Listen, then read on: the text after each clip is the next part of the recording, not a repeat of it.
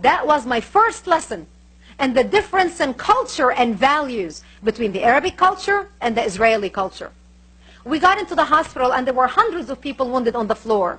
There were Lebanese wounded brought in from Lebanon. There were Palestinian militia wounded brought in from Lebanon. There were Lebanese Christian brought in, Lebanese Muslim brought in, Israeli soldiers brought in. And I could not believe my eyes. The doctors treated everyone according to their injury. They did not see religion. They did not see political affiliation. They did not see nationality. They saw people in need and they helped. I could not believe my eyes. The doctor treated my mother before he treated the Israeli soldier laying next to her. They took my mother to the 4th floor of the hospital where 2 other Muslim ladies were brought in earlier that morning. And we were not in the room but maybe 5 minutes, and I heard all this commotion outside our window, outside our balcony, and people were running through our room out to the balcony to see what was happening. And I walked out to look what was happening. And 2 Israeli helicopters had just landed, taking out Israeli wounded soldiers brought in from Lebanon. And I stood at that balcony feeling sick to my stomach. I felt ashamed. I felt humiliated. After all, these people are wounded because of the war with my country.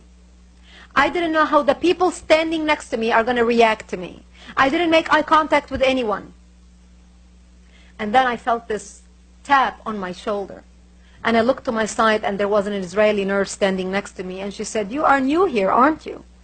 And I said, "Yes, I am. As a matter of fact, they just brought in my mother to this room." And she put her arm around me and she said, "Don't worry, we'll take good care of her. Everything will be just fine." And I started crying. I started sobbing. Because for the first time in my life, I experienced compassion. I experienced the human quality that I knew my culture will not be able to show their enemy in their time of need.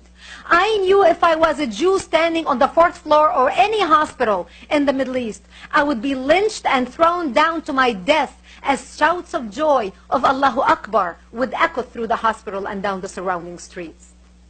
I spent 22 days in the hospital in Israel. Those days changed my life, changed the way I believe information, changed the way I listen to the radio.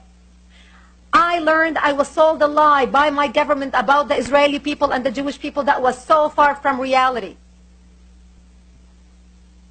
It was amazing. One of the Muslim ladies with us in the room, she was there for over 10 days. And when the Israeli soldiers would come and take care of her wound and change her wound in the morning, the minute they would leave, she would look at them and she would say, "I wish you were all dead. I hate you."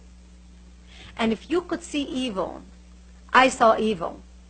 Because when you hate so deep that you are unable to be grateful to the people that save your life, you have crossed the fine line between humanity and something very ugly on the other side. I vowed that one day I will return to Israel. Because these were the type of people I want to live amongst. This was the type of culture I wanted to adopt. A culture of civilized people who respects all others, who shows compassion to others. You want to know real people? The time you know the true face of a person is when they are in a tragedy. That's when their true colors shine. And the colors of the Israelis were respect, compassion, and love.